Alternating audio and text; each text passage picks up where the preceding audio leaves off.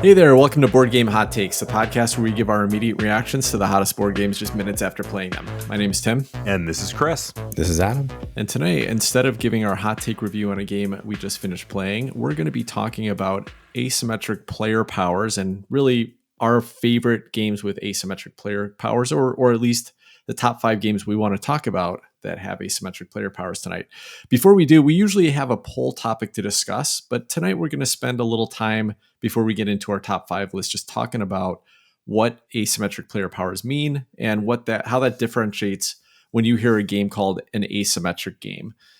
So we'll chat about that a little bit, talk a little bit about our feelings on these types of games in general, and then we'll jump right in with our top 5 list. So Adam, do you think you can define the difference between an asymmetric player power and general asymmetry? Well, it's a good question, and the term gets thrown around a lot, and we've been talking about this a little bit too. There's something like Gaia Project, where each faction that a player is going to be provides a little bit of a different push in a certain area, or something unique that faction does that none of the other factions do, versus something like Root, where you're almost playing a totally different game than the other players at the table, and it's really a different rule set depending on which character, which faction you are. So what we're trying to narrow down and talk about here, I think, was some of the pre-discussion, is more along something like Gaia Project, where you have the different player factions, where in general, everyone's playing the same game, same set of rules, but the faction or corporation or individual that you are playing, that you're representing in that game, has a little bit of a different nuance, a different little power, something that gives them a certain edge, whether it be in harvesting wheat better, or being able to exchange gold for ore better, or just some little something that they can try to exploit and do something just a little bit better than the other players in the game. I've always thought that if I could have a real life power, I'd want to harvest wheat better. Right? But even within those asymmetric powers, even if you're not talking about the fully asymmetric game, man, there is a whole lot of variation just in there too. It can range all the way from slightly beneficial things like being a little bit better at harvesting wheat, all the way up to, I'm going to use that example of Gaia Project again, where you've got a whole different means of accomplishing the same goal as everybody else, which is building things and scoring victory points, but doing it in a way that's very unique to the factions. So there's a lot of ground to cover just within the basic asymmetry. Yeah, and I think Adam nailed that description pretty well, that essentially we're talking about where the game is the same for everybody. Generally, the end game scoring is going to be the same. The gameplay is the same, but you have some little ability that's going to be different. And I think also what we're talking about are games where you really start with an asymmetric player power, because there's a lot of games where you kind of develop asymmetry throughout. You know, we've talked about how Blood Rage doesn't start asymmetric. Everyone's got the exact same player mat, the same abilities. But after that first card draft, you might get some upgrades that you can add on to. And now you're asymmetric. That's not what we're talking about tonight. We're talking about games that start asymmetric. Everybody's got a little bit of a different starting position, different ability to go with. So in general, do you like asymmetric player powers? Is there something that, you know, that was why it would work sometimes, why it might not work other times? And of course, we might be covering some of this in our conversation as well. But in general, do you think that's a positive thing in most games? I think in most games, it's a positive. I enjoy it, a slight nudge in a different direction. You know, it's not just Monopoly where everybody's starting to go and it's up to the dice to see like what the first property. I guess you even get asymmetric in Monopoly pretty quick, let's be honest. But I like that little nudge that gives you from play to play to play, like Terraforming Mars, for instance. Maybe you'll be the Jupiter faction this time that's trying to get the Jovian planets, or maybe you're going to be the Venus guys and try to get all these little floater dudes that seem like a waste of time. Or, so I like this little nudge that it gives you, maybe to explore a different strategy or try something that you're not super familiar with. But yeah, that's fun to me, having this different push in a different direction, explore a different part of the game. I enjoy it a lot. Yeah, I generally think that it works, that it's great. I think it's great for a couple of reasons. One, if you play a game a lot, it's fun to just be given some unique puzzle to work with outside of the constraints of the normal rules of the game. And I think most of the games that I'm going to be talking about tonight, I'll kind of mention why it's helped. It creates more variability. It creates a reason to come back to that puzzle, even if you've kind of solved it. Maybe you haven't solved it for this faction. And so I think that's really fun. I also like that asymmetric powers kind of give different players a motivation to focus on different elements. There are some games that you'll play where you'll be like, oh, okay, that's clearly the best strategy. Except if you're playing this other player, hey, that's changed. Or maybe it's going to change the economy of the game based on who's out there. Like, hey, this one power does more with this particular resource or this type of warrior or whatever. And so it will change what's valuable game to game depending on which factions are in there. And you're not just playing the basic game, but you're kind of playing what your faction does well versus what the other players do well. We talked about this a little bit last week when we talked about the Voyages of Marco Polo. Maybe that'll come up again tonight. I don't know. But I think that asymmetry really helps bring variability to a game. And so every game doesn't need it, but I generally appreciate. Now, there's a pitfall though with asymmetry, and that is how balanced is it? Am I actually playing with at the same level as other players if I got a player power that's maybe a little bit weaker, or maybe it's just a player power that's a little bit more challenging to play? In some ways, maybe that's good. You can give the more experienced player the harder faction to play, so you can kind of handicap that player, but that's not really what we're usually trying to do when we get in and play a game, right? We all want to be on an equal footing when we start the game and then prove our prowess and show how skilled we are at playing these games over the course. So I think balance is a risk with asymmetry, but for me, that's probably the only real negative, potential negative with an asymmetric player power. Well, I completely agree with you guys on all the reasons you gave about why asymmetry is such a great thing. So I won't burn airtime saying it over again. But to suffice to say that I actually like asymmetry so much that I actually look down at games a little bit if they don't have any asymmetry at all. Like I was actually, as I was going through the process of making my list for tonight's episode, I was thinking about games that I really wish had some asymmetry but didn't have it. And I'm kind of like, really? You couldn't just throw a little something in there? And Tim, I think it was you, I mentioned it already, the first one that came to mind, which is Blood Rage. And I love Blood Rage. It's one of my favorite games of all time. But one of the things to me that is so depressing is taking out those player mats and thinking about, well, who do I want to be? It makes absolutely no difference. They may look a little bit different, but there's no difference in the different factions. And I feel like there could be at least a little nod to asymmetry there, and there's not. Another game that I think could use a little bit more asymmetry and doesn't have it is Return to Dark Tower, a game that I've played quite a bit with my son. And there is this very, very, very, very minor asymmetry. For example, one character who gets an extra space of movement in a game where movement is not real hard to come by, or you get some minor benefit, like you get some extra resource that's not hard to come by. So in games like that, I wish that there actually was more asymmetry than there is already. So I'm looking forward to talking about the games that actually get this one right. All right, well, cool. Let's jump into our list of top 5 games. I guess one last question I'll ask you, or maybe just lead in with this when you guys start your conversation, is how did you pick these? Are they actually your top 5 games that have asymmetric player powers, or did you pick these 5 games for some other reason? I picked these. These are the ones that with relatively little investigation and thought, that I thought these were the most interesting asymmetric player powers. At least some of them were some of the most interesting ones. A couple of them are just games that I love and happen to have asymmetry in them. But for the bulk of these, I tried to pick the ones that had the most interesting type of asymmetry to me. One in particular is just I love the game, and I'm just going to talk about it because I love it. But the other ones, I think they have some very, very interesting asymmetry, whether or not they're one of my favorite games. Yeah, I kind of went the same way. What I did is I looked at some games that I thought did asymmetric player powers in unique ways from each other. And so I kind of picked one from each of those categories. But I'm also going to cheat a little bit, and I'm going to mention in most of these categories a second game, just so that you kind of get a range of experience or understanding of what I mean by this category. But I'm going to be focusing on really this top 5, this list. I did basically the same thing that Tim did, but I'm just not going to get the extra credit because I only came up with one game for each. I don't have a backup for each of those teachers, Pat. Yeah, not going for A+. Well, I feel like you guys always cheat on these top 5 lists. This will be my first and only cheat ever, maybe.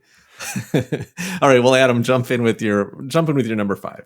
All right, this is a game I talk about a lot. Expanse, the board game, and looking at the asymmetry here, it's really fascinating. There's 4 different factions. It's really a 4-player game.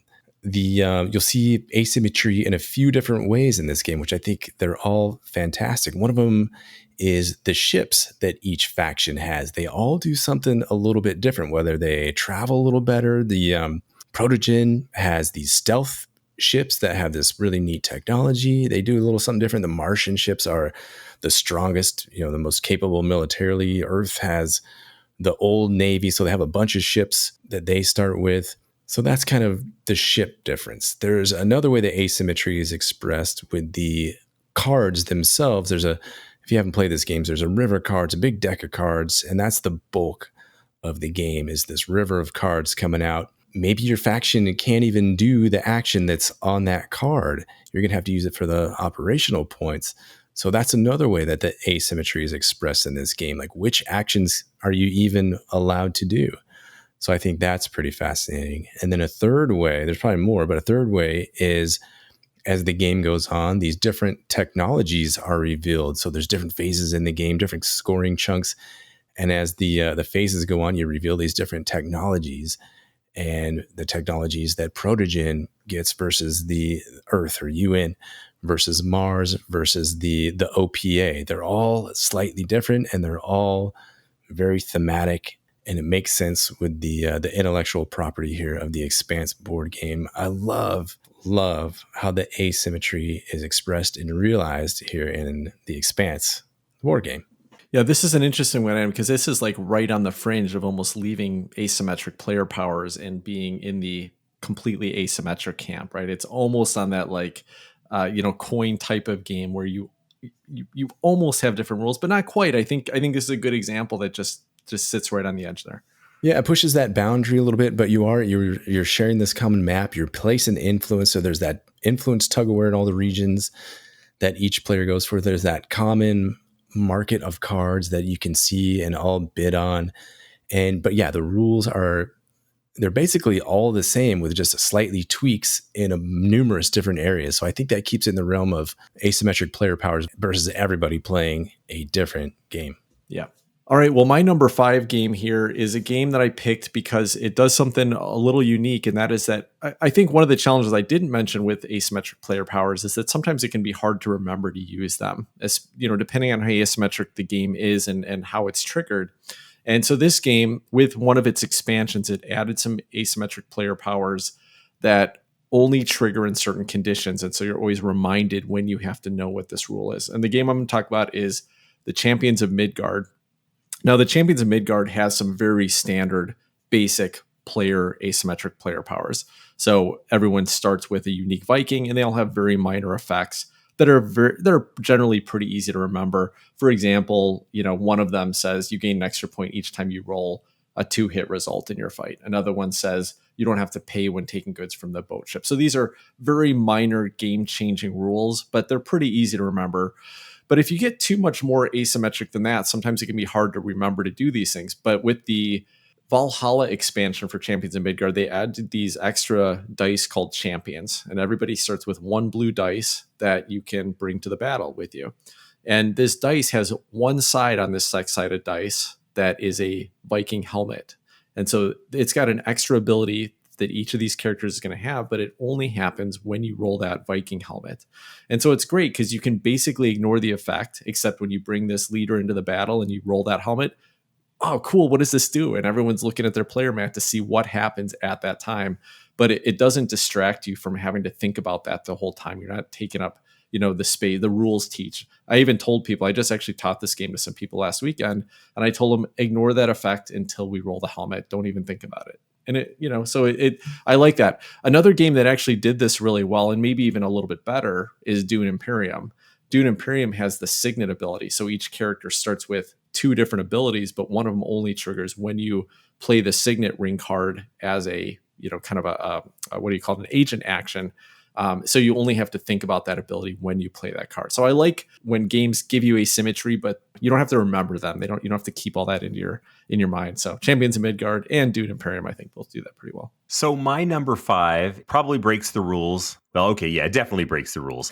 So because it is a little bit asymmetric in terms of the full game goals instead of just the player powers. But you know what? I don't care about your silly rules. I'm going to do what feels right to me. And this game is Circadians Chaos Order, designed by S.J. McDonald and Zach Smith and published by Garphill Games. This one I'm throwing on the list anyway because it actually does both of these things. It does have unique ways of winning the game for different factions, but it felt to me like a lot of the actual gameplay, the things like the battles, a lot of that is very similar from faction to faction. And I will also confess, it's been a long time since we played this game, so some of this is based on some pretty distant memory. But my overall feeling was that the game played relatively similarly from faction to faction with some notable differences and some different end game conditions. But there are also faction abilities that are very much, I think, in the wheelhouse of what we're talking about tonight. And the one that comes to mind for me most is, and this is going to make Adam smile, but Adam and his little drop ship that he would just like fly around, drop troops on you, knock you out. He was definitely the overpowered faction in this game. And that stuck in my mind so much. As much as it was frustrating playing against that faction, it sure was neat having that huge difference. And really, that was the thing that I found most impactful about the entire game, was those powers that were attributed to each of the different factions. So even though it does cross the line, I think, into actual asymmetric game, the asymmetric player powers I thought were noteworthy enough that I wanted to mention this one. And this is actually a game that, had it not been such a long and involved game, I think I would have liked to have gotten this one back out again at some point and tried again. This is kind of one of the ones on my mental to-do list if the opportunity presents itself. Yeah, Chris, this one is a good, interesting pick. It reminds me of games like Robotech Reconstruction, where there's a different point track too. A lot of the coin games, they have a different point criteria, point threshold that you have to meet. So you're not even on a common victory point track. And I like how Robotech Reconstruction tracks this when you have that separate board. Everybody's scores right there next to each other. You can see how close everyone's getting,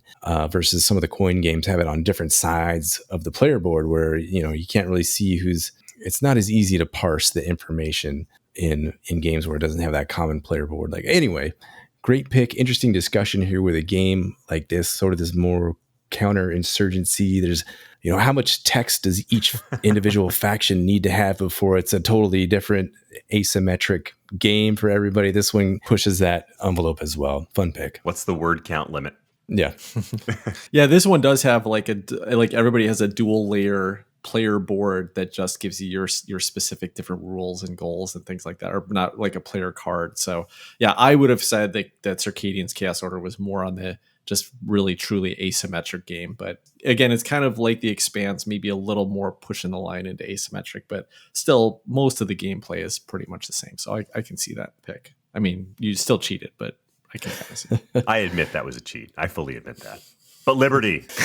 Next up for me is Ankh, Gods of Egypt by Eric Lang, a game of ancient gods battling it out in Egypt back in the day. And this game is kind of lightly asymmetric, I want to say, or is it lightly asymmetric? Each god, I think there's 12 or more, maybe more than that now. Each Egyptian god has its own unique power. So let me read you a couple of these just because I think they're interesting. So Amun can play 2 battle cards once per conflict event. Resolve both, adding strength bonuses together. So that's one. Isis. Any figure owned by Isis that's adjacent to an enemy figure is protected, can't be killed during the battle unless the Isis player allows it. There's 12, maybe more of these now. I can't remember how many gods there are now, but each of these have some little token or some little ability that lets them do something sneaky or something edgy in combat, in different phases of the game. Lots of them sort of resolve in the combat phase, but maybe it's not necessarily really the combat phase. So how are you going to exploit those? How are you going to use that? It gives you this little gentle push, some kind of little edge case that might not seem that powerful until you come up upon a situation where, oh my gosh, this is the perfect ability that I need right now. Or, you know what, this game is going to change my whole strategy because of the slight little nuance that this god gives me. Additionally, this is one where it has that Blood Rage model where, aside from that starting power, that starting asymmetry that each of these gods have, as the game goes on, you're going to choose a power from, 2 powers from each of the 3 little sections that the god has that all gods share in common. So you could theoretically build the rest of the god's power could be exactly the same as this game goes on. But how often is that going to happen? Not not very often. So as the game goes on, the point is the asymmetry builds, like that model you were talking about earlier. I think it was Chris or one of you guys, Blood Rage, where, you kind of start the same and then build differently. So a lot of these games, at least one more that I have, is kind of like that, where there's a slight difference in the beginning. So lightly asymmetric, we'll call it. And then you can kind of build more asymmetry as the game goes on. I really enjoy that model of game. And I think that's kind of, I don't know, maybe a bread and butter of what we're going to be talking about here tonight. But that's Ankh, Gods of Egypt. Well, I have another example that does the same type of thing. And I'm going to be talking about the Dwellings of Eldervale. This was designed by Luke Laurie and published by Breaking Games. And the Dwellings of Eldervale does a mix of that, in that there is unique asymmetric player powers, but it is an engine building game. You're going to get like a different card tableau that you build over the course of the game that is going to even make it more variable.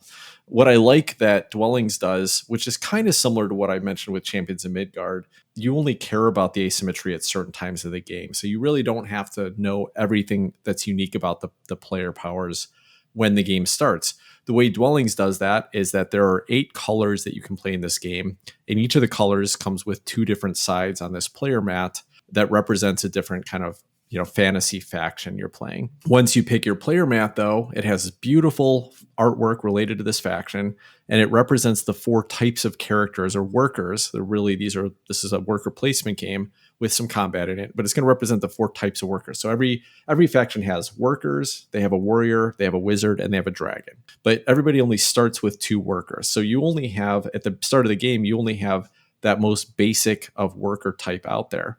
But with each of these factions, only 2 of the 4 have a unique player power. Otherwise, they all act the same. Like everybody's dragon has the same kind of movement rules and power. But if your faction happens to have an asymmetric dragon, you might have some special rules with the dragon meeple. And so every faction just does this in a minimal way where you don't have to remember special rules for every single type of worker you put out there, but 2 of the workers you'll need to think about, and you only care about them if those happen to be the ones you're interacting with in this particular game. So it kind of presents it slowly. You don't have to remember too much information at first, but you get the excitement of having that asymmetry across the game.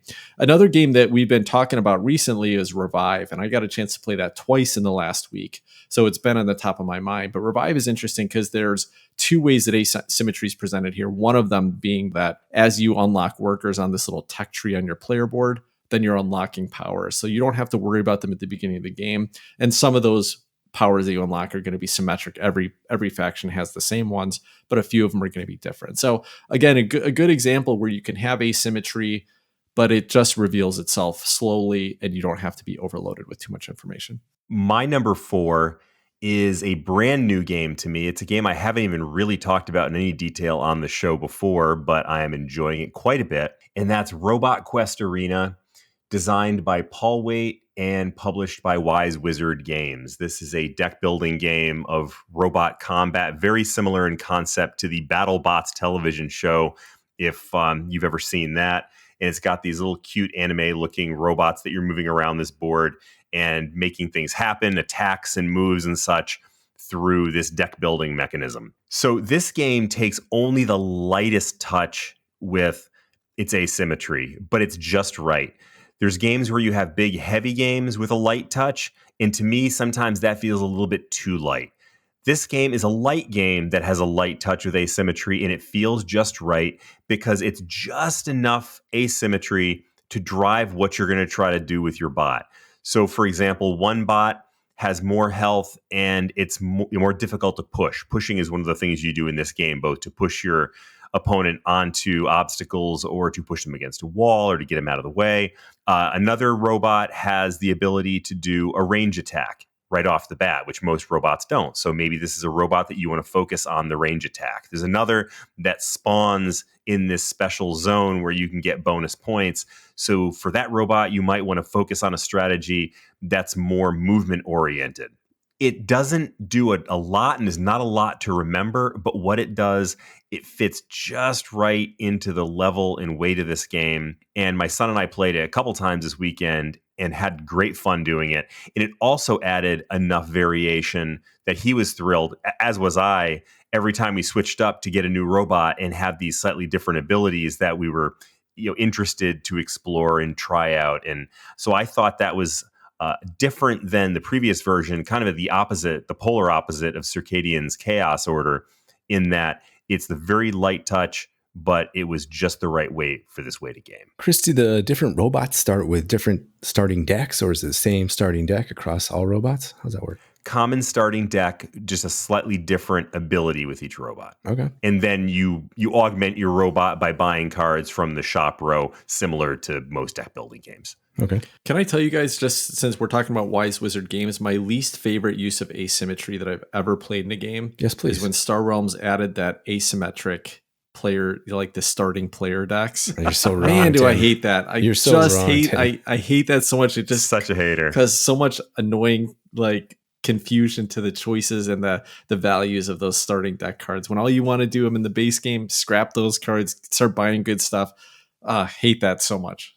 Terrible. I'm not sure I'd classify that as really confusing. Adam, what's your take on that, Adam? Is it really that challenging? It's not that challenging at all. For a game that I played 10,000 games of, I don't want to think through it. I want to take a turn in between sentences while I'm in the middle of a meeting, and I don't want to actually have to look at those cards. And You don't have to learn something new in this game, Tim. You know what? I'm going to get hate for this, like the time that I said that Root had confusing combat. Time to build some new neural pathways, Tim. Yeah, Tim, make it happen. Through the Ages, Tim. Learn how to play Through the Ages. Come on, man. Next up for me is a game that's been around since 1979, I believe. Tim probably doesn't want to learn this one either. It's too new for him. This is Dune, original Dune. This one, you really need 6 players to play this one, but it's because there are 6 very asymmetric factions that do something wildly different.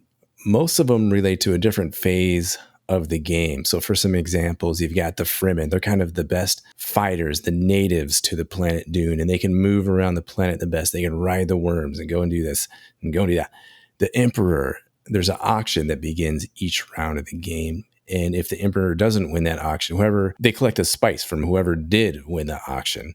So they're going to have all this spice, which is basically the currency in the game, all the money. There's a Harkonnen, the bad guys, right? What's his name? Skarsgård, right? Think of him. They're the best at betraying. They've got all these spies. So they have different people, basically, different agents that the other players might have, that if those other players use that guy in combat, they're like, well, that's my spy. Guess what? You lose the whole battle. You don't get anything. You lose everybody. And I win. Wahaha. The Atreides, they have access to all this information. At the beginning of the round, there's an auction that I talked about.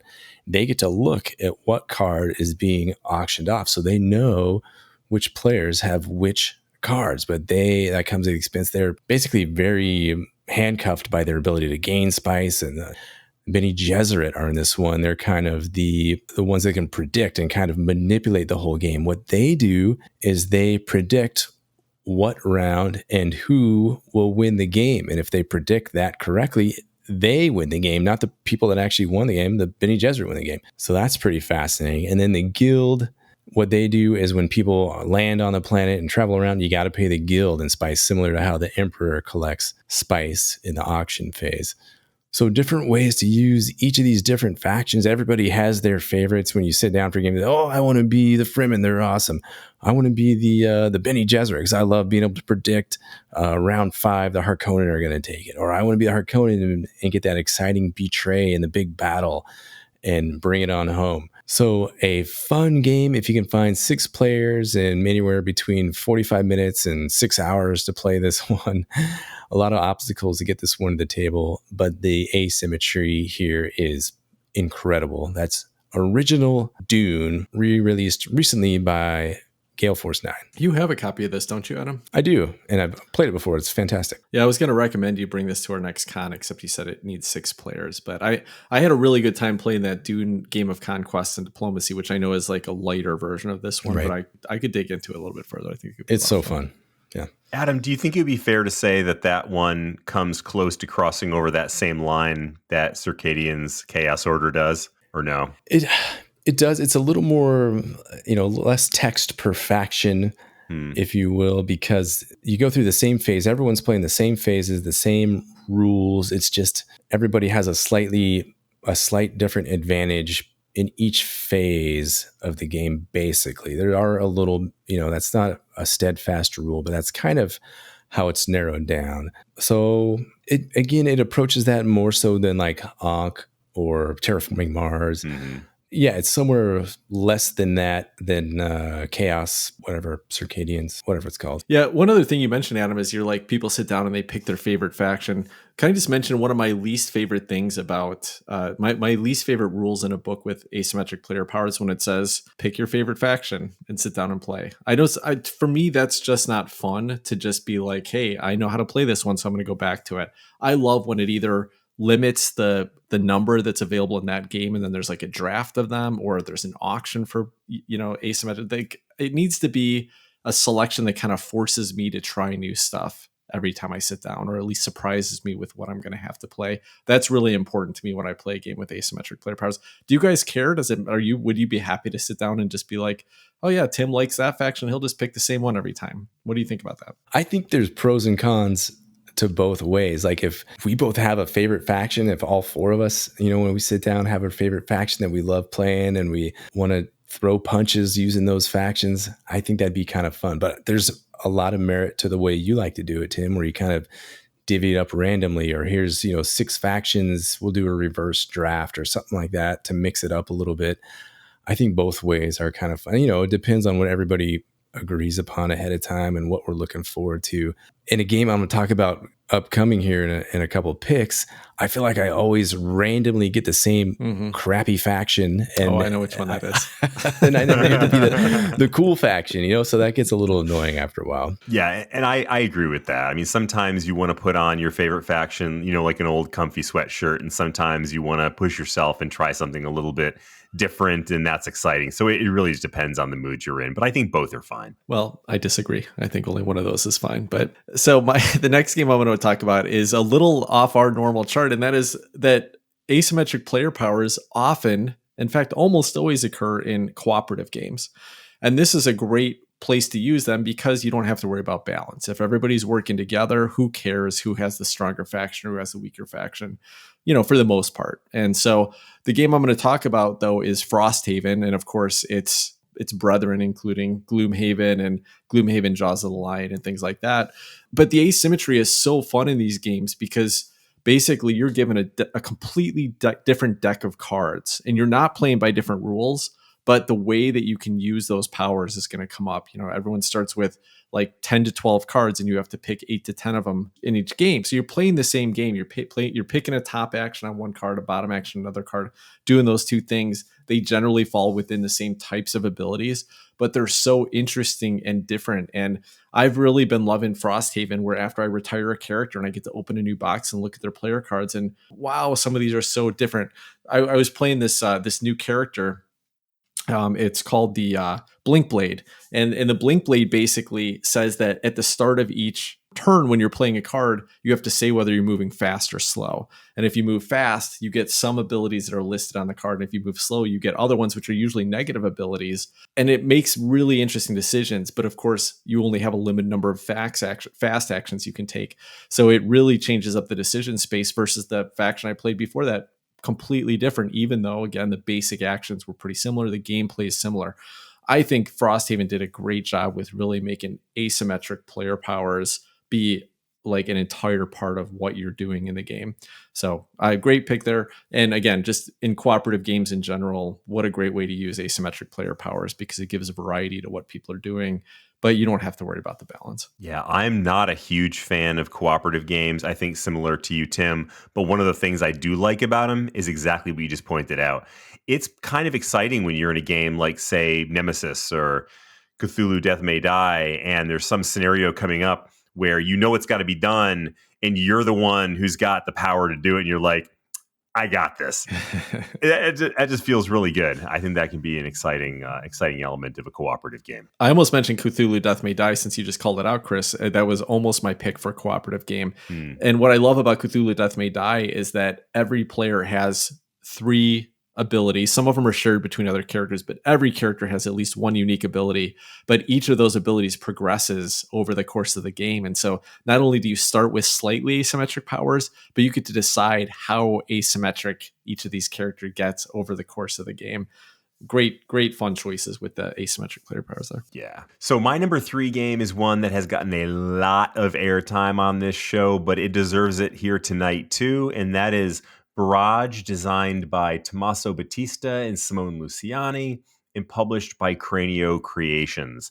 This one falls kind of in the middle. I already did the two extremes, the really light touch and then the almost asymmetric, fully asymmetric game.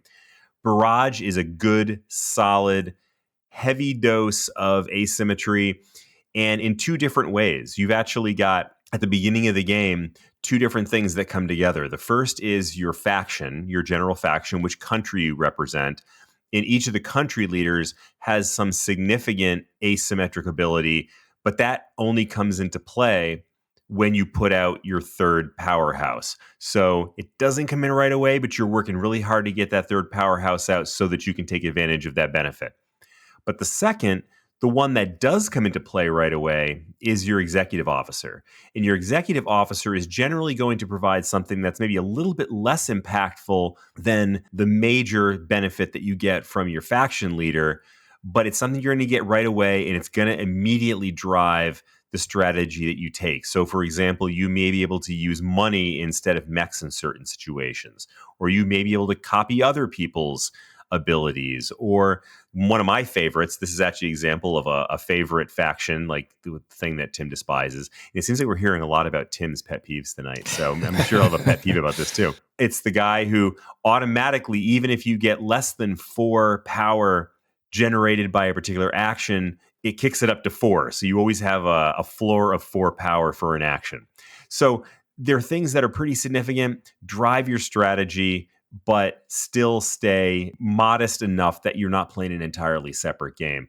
And I think Barrage is a great example of that. One of my favorite parts of this game is at the beginning when you're picking that combination of leader and executive officer and thinking about, how am I going to take this and turn it into a good, solid game? Isn't it like country and executive officer? I think that's the pick you're making in this one. It is, but the country is represented by a person and there's like a character, and so amounts to the same thing. I think this is a great pick, Chris, and in fact, I've never really felt like I think all of the player powers have their strengths. I've never felt like they were unbalanced. I was going to say, unlike that wrench tile, except, after I complained about that the last, several episodes, I played against, a friend I've been playing with a lot on Board Game Arena, and I drafted it and I got completely destroyed, took third place in the game out of 3 players. And so now obviously I have no idea what I'm doing in that game either. And the wrench tile is just fine. It's balanced just like everything else in the game. Nice.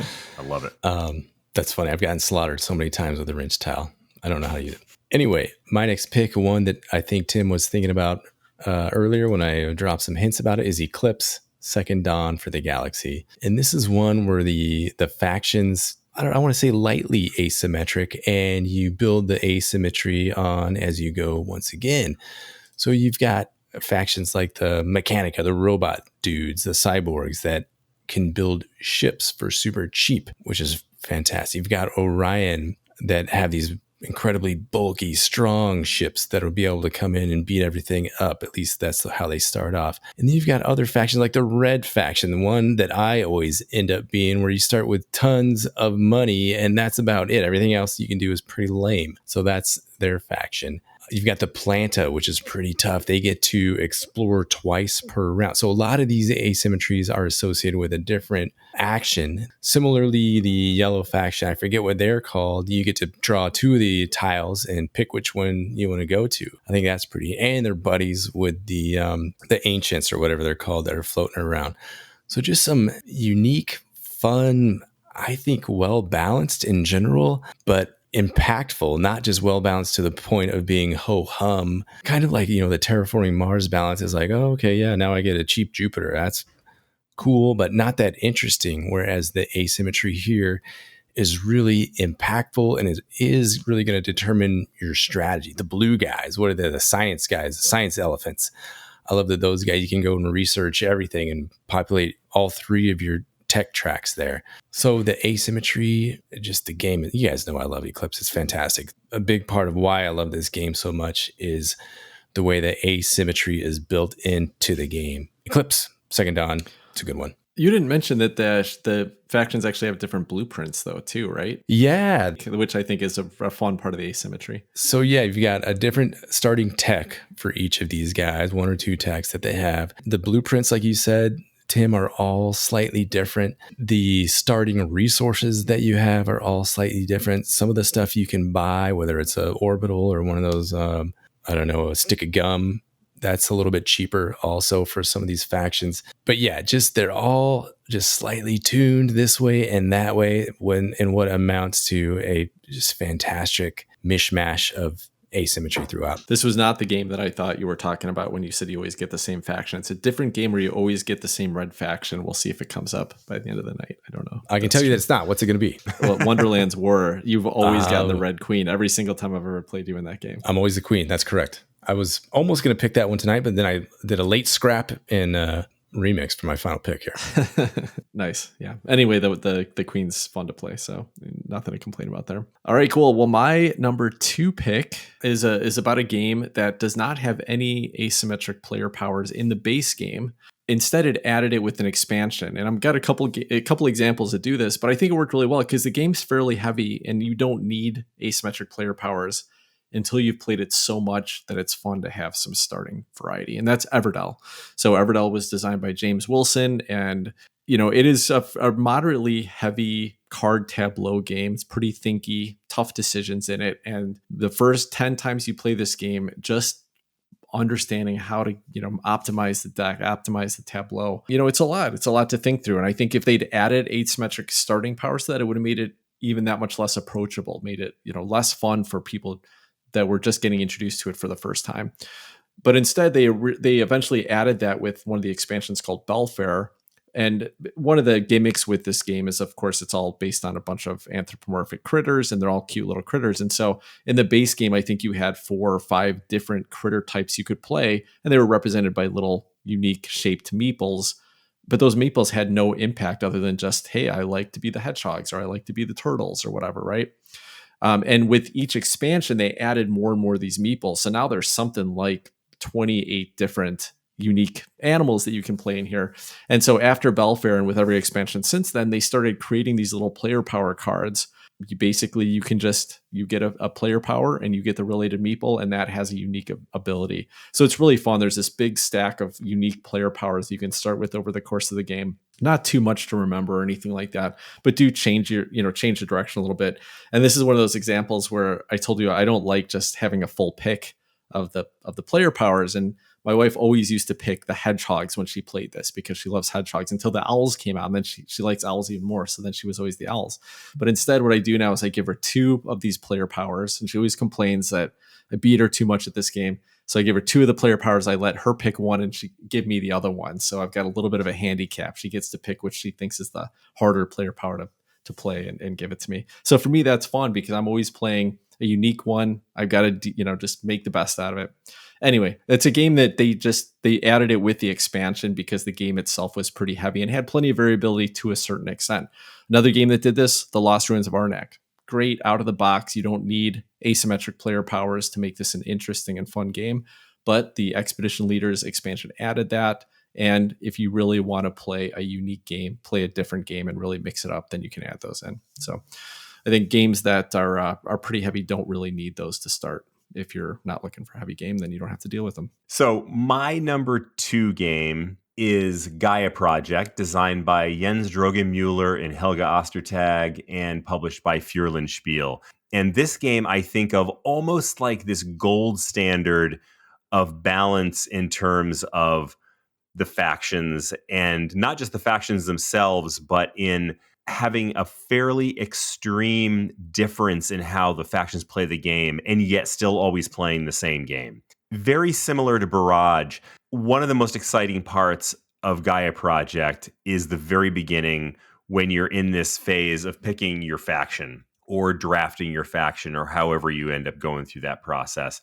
Because right from the start, you're thinking, how am I going to parlay this particular faction's strengths, this particular faction's weaknesses to try to, to win the game? And there's so many different things you're going to do depending on that faction. There's different directions you're going to go. There are different things you're going to emphasize. And you really are playing, it feels like sometimes, almost a different game, but you really aren't. You're really trying to accomplish the same things. You're trying to build mines and all the things you do in Gaia Project. You're still on the same score track. All of that stuff still works the same, but it truly does feel almost like you're playing a unique game. And so I think this is one of the things that for me took this game from being kind of at the bottom of my list to being at the top of my list. It's that once I learned the game and understood how it was played, there is so much depth that came from exploring these different factions. I still haven't played them all, and I think that is one of my favorite parts, is trying out the new factions and hopefully eventually playing them all. There's some I do like, some I don't like, and there's some I haven't even tried yet. But they're all interesting. Yeah, great pick, Chris.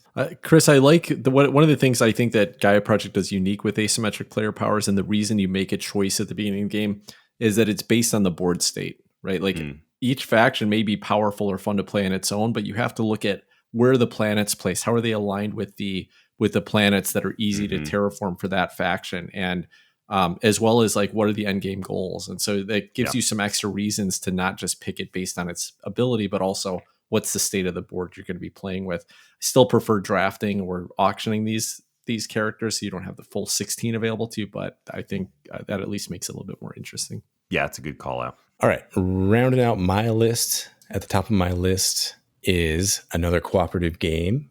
This is Spirit Island. This is a game we don't talk about much on the show, but I think it has absolutely some of the most interesting asymmetric player powers of all board games of all time ever. So this has, I don't know how many different spirits now that players take the role of, and it has 2 tracks on each of these. There's like the top track and the bottom track. One's for energy gain and one for cards that you can play. And as you're removing these circles on them, it unlocks different powers. So that's different from board to board. Different resources you start with are different from board to board. The different actions, kind of the recovery actions are different from board to board. The fast powers are different. The slow powers are different. The way they interact with the terrain are all different. The way that they interact with the Dahan, the natives of the island, are all different. The way that they interact with other spirits are different. The way they attack and the way they defend. Everything about each one of these factions is so different and so unique. And you can find something for everybody's different play style. Unless you don't like cooperative games, then this game's not for you. But there's so many different ways to play this game. It is so unique. It's so interesting looking at this game and hearing about it. I need to go back to this one. This is one I've had sitting on my shelf for a while now, but just the powers and design, the thoughtfulness that goes into this, and the way that each of these different spirits generates fear or attack or defense is just fantastic and outstanding and totally unique. And there's no board game quite like it. That's Spirit Island. Chris, have you ever played this one? No, I've heard about it several times. You guys have talked about it. I've heard other podcasters talk about it, but I've never played this one. I honestly think this is the next cooperative game that we should feature on the episode. I think it's worth us revisiting. And I've played it a few times, but I only played it solo, and I didn't love it as a solo experience. There was nothing wrong with the game. It's just it got a little heavier than what I want to sit down and do solo, but I would kind of like to try this one multiplayer. And I think doing it on an episode would be great. Adam, remind me, each of the characters, do they have an asymmetric deck that they start with? You know what? I was trying to remember. I feel like there might be 1 or 2 cards that they start with. I can't remember. Okay. Yeah, I couldn't remember either. It felt like they did have some things that were unique. Yes, Tim, there is. Each of these starts with 4 or 5 that has a unique back on them, and it's a deck that each of these characters start with. Okay. They kind of promote their fast and slow power, whatever powers they come with. It'll have the little, I don't know what they're called, the little elements, sun or water or stone or earth or whatever, that help them, push their fast or slow powers and get them going. Yep. Yeah, I think, Chris, I honestly think, again, not being a big cooperative fan, that's a strike against it, but I think that you'll dig the theme on this for sure. And it's beautiful artwork and some fun stuff going on in it. So I'd love to play this one with you guys sometime. It'd be a fun one. Yeah.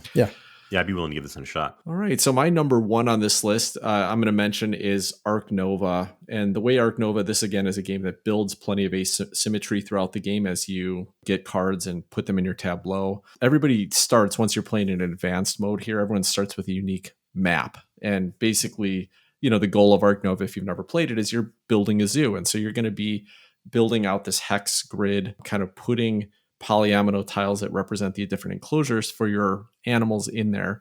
But with all of the advanced sides of the maps on these, they all have a couple things, slightly different layout, different bonuses around the board, but also usually some kind of bonus you'll get. Like one of them will give you extra enclosure space for tiles that you build in a few spaces around your lake in the middle. One of them will give you extra money as you build around a lake. Another one will give you a discount on building, what do you call it, the science cards or whatever, as you cover over certain sections of the map. So they'll give you a little bit of a different thing to play with. And I think it's a fun way to explore asymmetry where, again, the gameplay is the same, but each map kind of feels like I got different motivations to go a different direction or build different size enclosures first. And I think it's great for that.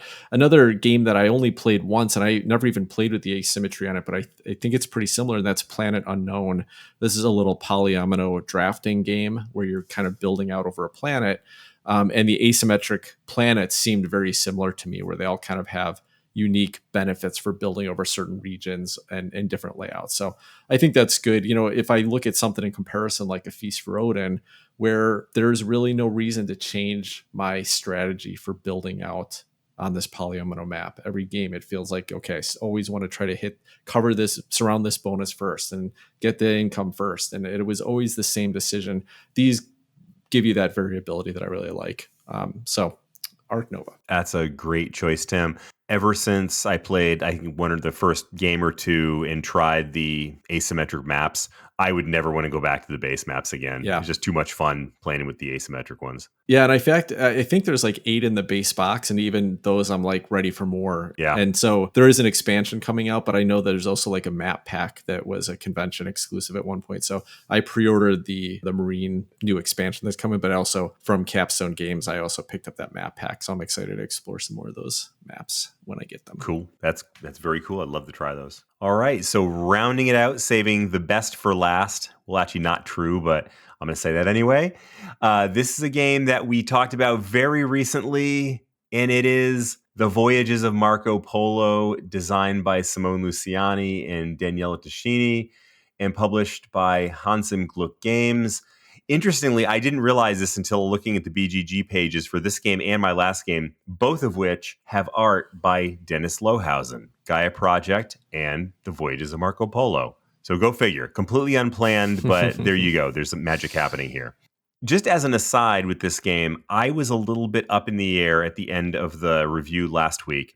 I wasn't sure if this is going to be one that grew on me or that I got tired of. And I can say after several days of playing an asynchronous game, it's actually breaking positively for me. That, some of the beatdown that came from not being able to move as often as you wanted to, not being able to accomplish everything that you wanted to, eases off a little bit when it's maybe an hour or two between turns. It doesn't feel quite as much of a beatdown. So I'm actually enjoying this game, really looking forward to when my turns come up on our BGA game.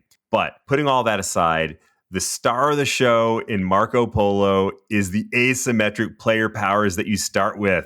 We talked last week about how they break the game, and that is for real. Every single one of them feels like a gift.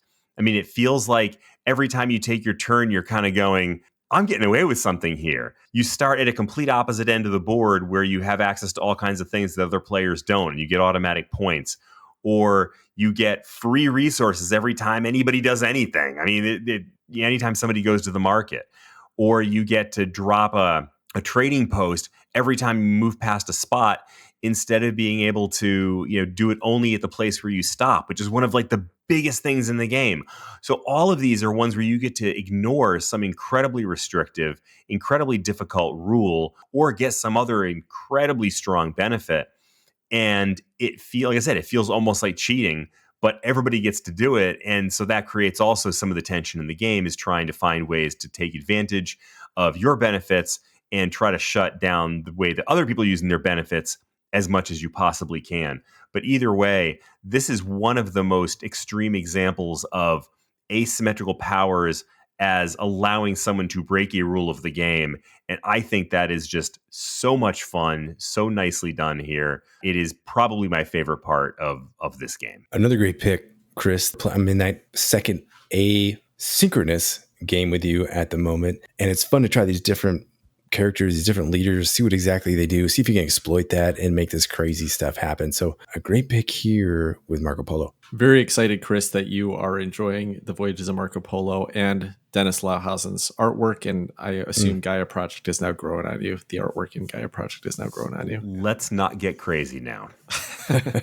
All right. Well, that was great. Did you guys have any honorable mentions or any games that you feel like you really wanted to include but just ran out of space? I didn't, obviously, because I included 10 on my list instead of just 5. But how about you guys? Well, you had mentioned Wonderland's War, and when I thought about Spirit Island, I had to take Wonderland's War out. It's kind of similar to where you have this lightly asymmetric leader power, and you can build the asymmetry as you go. You get these different chips, these different tokens you put in your bag, and as you draw those out, they might do something different. You get to build your leader strength as the game goes on. Each of these, I forget the unique chips for each player does something slightly different. And then, like Alice goes a different way around the table, or the queen can shift around or move her character. So just something slightly different, a nice little tweak, but it wasn't unique enough for me to put it in this top 5 list of, fascinating asymmetries for me. Yeah, I think there's a lot of great games that have minor asymmetry, and they do feel pretty similar. I think Wonderland's War is a good example, although that one did have powers you could unlock as well, not just its basic strength. So that was pretty cool. I wanted to just mention Scythe really quickly because, that has some game-breaking asymmetric powers, but I think it's also well known for being a bit unbalanced, where a couple of them are much easier to play than others. And the one thing that I thought was interesting about that is that once you add in the modular board in that game, it kind of acts like Gaia Project in that all of a sudden with the base game, you're just playing on the main map. Not only do you get the power of that faction, but you also get, the right types of production that might benefit the power and stuff like that. So some of them are easier to produce people on, for example. But once you add in the modular board and you kind of shift starting locations and you shift the desirability of those starting locations, then the decision not only is how strong is this faction, but how strong is it in its current location. And I thought that was really fun because I found that when playing with the modular board, oftentimes you're like, oh no, Nordic is is easily the best pick here. I'm totally going to auction high on that one because it's just in a great location to get all the production you need and run to the middle of the board. And so it shifts up that decision a lot. And I think that's great when a game can give you that mix of the player power plus some other environmental element that impacts how useful it is. Doesn't mean it's necessarily going to be balanced. There's probably still going to be games where one faction is drastically overpowered because of both the power and the location, but it at least makes it more interesting and changes that equation every game that you play. So I definitely had some runners up, but we talked about most of them. Scythe, Cthulhu Death May Die was one of them. I mentioned it and Tim mentioned it. Wonderland's War is another great pick. The only one that I'll add that I hadn't talked about at all, because I wasn't quite sure if I'd call this asymmetry or something else, but it's Star Wars, the deck building game. What's interesting about that one is that the asymmetry comes from only having access to the cards in the trade row depending on the faction you're playing. If you are the Empire, then you can buy or recruit all of the Empire cards. But if there is a Rebellion card up there, you can still use it, but you have to attack it. You have to bounty hunt it and then get a temporary or get a one-time benefit from it rather than being able to recruit that card and pull it into your hand. So I think that's kind of like asymmetry, more or less, but I wasn't sure how to characterize that best. But I do think that it creates a very different type of play or a very different experience for the two players. And I also think that's incredibly thematic, which is one of the things that we've talked about before when I've discussed that game. And it's one of my favorite things about the game, and one of the ways in which I think that it really did add a nice element to deck building that's not true in a lot of deck building games like Star Realms and Hero Realms and those. So a great deck building game with some interesting asymmetry. Maybe on my next asymmetry list, I'll talk some more about that one. That's a great pick, Chris. Sarah and I have been playing that one a lot lately. And yeah, where does it fit on the spectrum? It is one of these, it's just 2 players, right? So you do have these vastly different, not that vastly different. You're doing the same things, but you have access to different stuff. It reminds me a lot of Star Wars Rebellion too, where the Rebellion faction is just trying to hide their base and they're significantly outnumbered ships-wise. And the Empire has all these ships and all this resource and they're moving all around the map, but they're just trying to find this stinking little base that's hiding somewhere on this giant map. So 2 different goals from the 2 different sides. The asymmetry is neat here, but where does it fit? And the little 2-player one is a little different nuance than the rest of these, I feel like. So that's a neat case that you bring up there, Chris. All right. Well, thanks, guys, for that great conversation. I think that will wrap up this episode. If you enjoy the show, please rate and review us on Apple Podcasts or wherever you listen to your podcasts. And you can find us on our Facebook group where we normally put polls out and you can respond. We'll read about them on the episodes. Our next special episode that's going to be coming up in 4 weeks from now is going to be our 4th annual top 5 Kickstarter games or crowdfunded games we're excited about receiving. Really looking forward to that. That's always a fun show. And I don't even know where you guys are sitting anymore. It used to be huge Kickstarter backers, maybe a little lighter now. We'll see if we can even put 5 together on each of our lists this year, but looking forward to that one. Until next week, take care, everybody. Good night, all. Bye-bye.